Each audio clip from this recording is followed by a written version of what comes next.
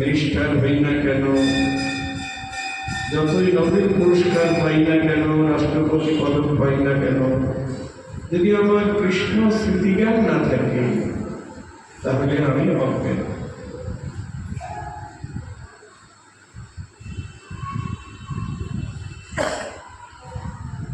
প্রথমে বলছে ধর্ম কামনা, খুব মনোযোগ দিয়ে শুনবেন সবাই।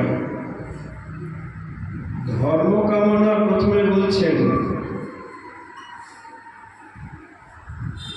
ধর্ম কামনাটাও অজ্ঞানতা।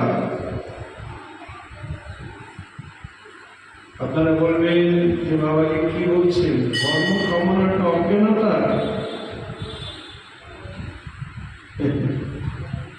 ধর্ম চাওয়াটা অন্যায়, অজ্ঞানতা? বলছেন হ্যাঁ। ধর্ম বলতে কাকেই বোঝায়? বেদাচার জনিত যে ধর্মকর্ম, বেদবিহিত ধর্মকর্ম,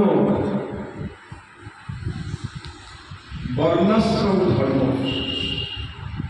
শাস্ত্রে বলা আছে 4টি বর্ণ এবং 4টি আশ্রম, ব্রাহ্মণ, বৈশ্য, ক্ষত্রিয়, শূদ্র। এই 4টি বর্ণে 4টি বর্ণ ধর্ম আছে। ব্রাহ্মণের ধর্ম পূজা অর্চনা করা, বৈশ্যের ধর্ম ব্যবসা করা, শূদ্রের ধর্ম 3 বর্ণের সেবা করা, ক্ষত্রিয়ের ধর্ম যুদ্ধ করা। আর 4টি বর্ণের 4টি আশ্রম ধর্ম আছে। আগেকার দিনে ছিল এটা। প্রথম ব্রহ্মচর্য আশ্রম, সন্তানের বয়স 5 বছর হলেই তাকে গুরুগৃহে পাঠাতে হবে। বাড়ি আনা চলবে না, 2 ঘন্টা পরে আবার নিয়ে আসবো না। 5 থেকে 16 বছর বয়স পর্যন্ত গুরুগৃহে থাকবে। ওখানে ব্রহ্মচর্য পালন করবে, গুরুদেবের দাসত্ব করবে এবং শাস্ত্র অধ্যয়ন করবে। এটাই হলো 5 থেকে 16 বছর পর্যন্ত ব্রহ্মচর্য আশ্রম। তারপরে গুরুদেব বললেন এবার ছেলেকে বাড়ি নিয়ে যাও, বিবাহ দাও, বিবাহ দিয়ে সংসার ধর্মে প্রতি করো, কারস্থ ধর্ম দেয়া হলো। তারপরে কোলাবার হলো, আরো বড় হলো। এবার গুরুদেব এসে বললেন এবার ছাড়ো, সন্তান তো বড় হয়ে গেছে, এখন ওরা সব বুঝে নিতে পারবে, তাই না? তোমার এখন এই কর্ম নয়, এবার চলো কোথায়? বানপ্রস্থে। তোমার গৃহস্থ ধর্ম শেষ হয়ে গেছে, ওরা এখন গৃহস্থ ধর্ম করবে। বানপ্রস্থে চলো। বানপ্রস্থ মানে স্বামী স্ত্রী 2 জন মিলে তীর্থ পর্যটন বা সাধু সঙ্গ ইত্যাদি এসব করো। কিছু কারণে সাধু সঙ্গ হলো, তীর্থ পর্যটন হলো। তারপরে গুরুদেব এসে আবার বললেন এবার ছাড়ো, মানে একজন আর একজনকে ছাড়ো, অর্থাৎ সন্ন্যাস। একজন আরেকজনের সঙ্গে থাকবেন।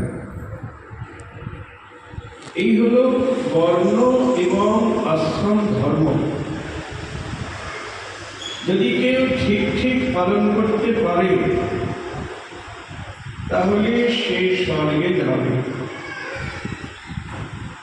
যেমন গৃহস্থ ধর্ম। গৃহস্থ ধর্ম কি? বিভিন্ন দেব দেবতার পূজা আরাধনা, যাগ যজ্ঞ, হোম, এগুলি গৃহস্থ ধর্মে যারা গৃহস্থ আশ্রম আছে তাদের অবশ্য করণীয়, তাই না? বিশেষ করে দেবতার পূজা করতে হবে। এই ধর্ম বর্ণাশ্রম ধর্ম। কিন্তু কৃষ্ণ বলছেন ধর্মকর্ম করলে আমাকে পাওয়া যাবে না। কৃষ্ণ বলছেন ধর্মকর্ম করলে আমাকে পাওয়া যাবে না। না, গীতায় বলছেন সর্বধর্মান, তারপরে কি?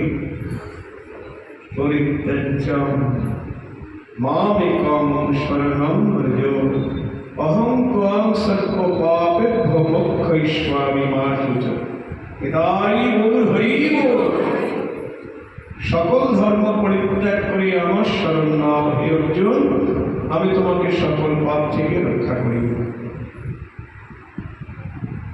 দেখুন, কৃষ্ণই ধর্ম করতে বলছেন, আবার কৃষ্ণই ধর্ম ত্যাগ করতে বলছেন। যেমন ব্রজগোপীরা বাঁশি শুনে পাগল হয়ে রাত্রেবেলায় গোবিন্দের কাছে এসেছেন, তাদেরকে বলছেন তোমরা কাজটা ভালো করো নাই, এত রাত্রিবেলায় পতিপুত্র ভ্রাতা বন্ধু মাতা পিতা সবাইকে ছেড়ে এই গহন অরণ্যে এসেছ, আমি একজন পরপুরুষ, এটা ভালো কাজ করো নাই, শিগগির তোমরা ঘরে ফিরে যাও।